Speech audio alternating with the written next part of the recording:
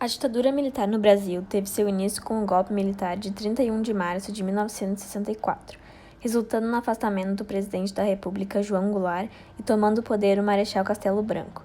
Esse golpe de Estado, caracterizado por personagens afinados como uma revolução, instituiu no país uma ditadura militar, que durou até a eleição de Tancredo Neves em 1985. Os militares na época justificaram o golpe sob a alegação de que havia uma ameaça comunista no país.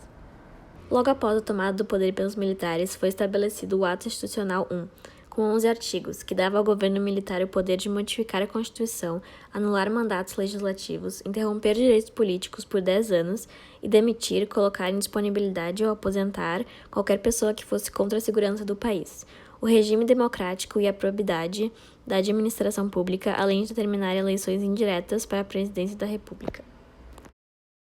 O presidente eleito indiretamente pelo Congresso foi o Marechal Humberto de Alencar Castelo Branco, com o apoio dos governadores dos estados participantes do golpe. O mandato de Castelo Branco foi prorrogado em julho de 1964 por uma emenda constitucional, devendo se estender até março de 67. Em outubro de 1965, foi decretado o Ato Institucional 2. O ato previu o fortalecimento ainda maior do Executivo, chegando a dar ao presidente o poder de decretar o recesso do Congresso Nacional, das Assembleias Estaduais e das Câmaras de Vereadores. As eleições para presidente da República passaram a ser indiretas, realizadas pelo Congresso, e os partidos políticos foram extintos, sendo criado em seu lugar a Aliança Renovadora Nacional e o Movimento Democrático Brasileiro. O Ato Institucional de número 3, de fevereiro de 1966, estendia as eleições indiretas para governador de estado e para prefeito de municípios considerados áreas de segurança nacional, incluindo as capitais de estados. A liberdade era cada vez menor e o jogo político eleitoral ganhava cada vez mais aspecto de farsa. Como foi o caso do Congresso, fechado em outubro de 66 após a cassação de muitos parlamentares e só reaberto pelo Ato Institucional 4 de 1967 para aprovar uma nova Constituição. Arthur da Costa e Silva foi o segundo presidente do Brasil durante a ditadura militar. Governou o país entre 1967 e 1969 e foi afastado da presidência por problemas de saúde. Durante seu governo, foi aplicada uma política econômica desenvolvimentista e a repressão da ditadura à sociedade foi ampliada. A liberdade de expressão e de organização era quase inexistente. Partidos políticos, sindicatos, agremiações estudantis e outras organizações representativas da sociedade foram suprimidas ou sofreram interferência do governo. Os meios de comunicação e as manifestações artísticas foram reprimidos pela censura. A década de 60 iniciou também um período de grandes transformações na economia do Brasil. As manifestações passeatas organizadas aumentavam cada vez mais. Uma das principais foi a passeata dos 100 mil, que aconteceu em 26 de junho de 1968, no Rio de Janeiro. Organizado pelo movimento estudantil, o protesto contou com a participação de artistas, intelectuais e outros setores da sociedade brasileira. O principal estopim para o movimento foi o assassinato do secundarista Edson Luiz de Lima Souto, de 18 anos. Ele foi morto com um tiro a queima-roupa pela polícia militar, durante um protesto de estudantes no restaurante universitário Calabouço. A passeata prosseguiu durante 3 horas, encerrando-se à frente da Assembleia Legislativa, sem conflito com o forte aparato policial que acompanhou a manifestação popular ao longo de todo o percurso. Diante do crescimento das manifestações de oposição, o presidente Costa e Silva decretou o Ato Institucional 5 em dezembro de 68, o mais violento de todos os atos institucionais até então outorgados.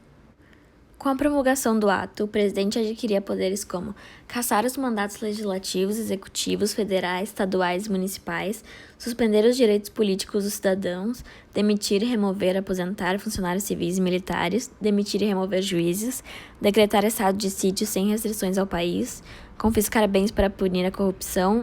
No que diz respeito aos direitos do cidadão comum, o ato feria as garantias civis mais elementares. O governo retirou o direito a habeas corpus aos acusados de crimes contra a segurança nacional, e os acusados passaram a ser julgados por tribunais militares sem direito a recorrer. Na área econômica, o governo Médici foi responsável pelo advento chamado de milagre econômico brasileiro. Um fator determinante para o milagre econômico foi a reforma no sistema financeiro, com a centralização das operações financeiras a partir da criação do Banco Central em 1964. A economia brasileira cresceu cerca de 11,1% durante o período do milagre econômico. No início, o crescimento do PIB brasileiro estava em 9,8% ao ano, chegando a 14% em 73. Nesse mesmo período, a inflação teve uma queda de 25,5% para 15,6%. Em março de 1974, encerrou-se o mandato de Médici, que foi substituído pelo general Ernesto Geisel. Em 78, Geisel anistiou os exilados políticos que agora poderiam voltar ao Brasil. O último presidente da ditadura foi o general João Figueiredo, que teve um governo marcado por uma enorme crise econômica e o processo de reabertura política do país.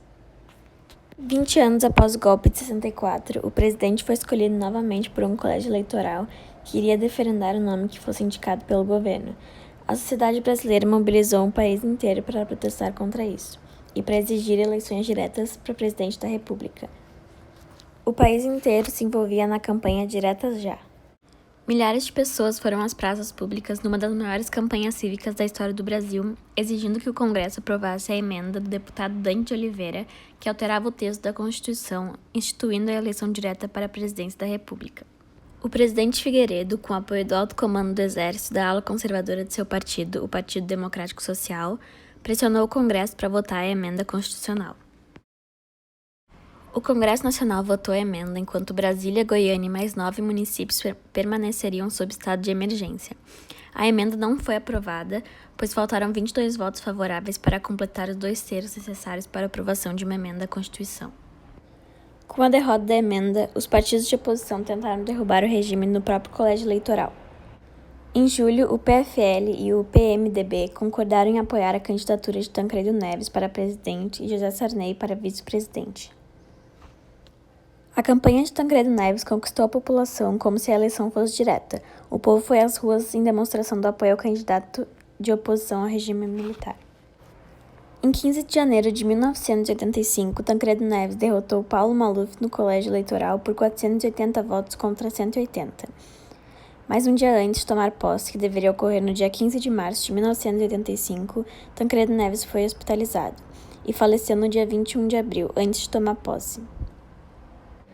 O vice-presidente José Sarney tomou posse e iniciou o período conhecido como a Nova República. Nos 21 anos de ditadura militar, o Brasil teve 5 presidentes, e todos eles foram eleitos indiretamente, ou seja, sem a participação da população no processo de escolha.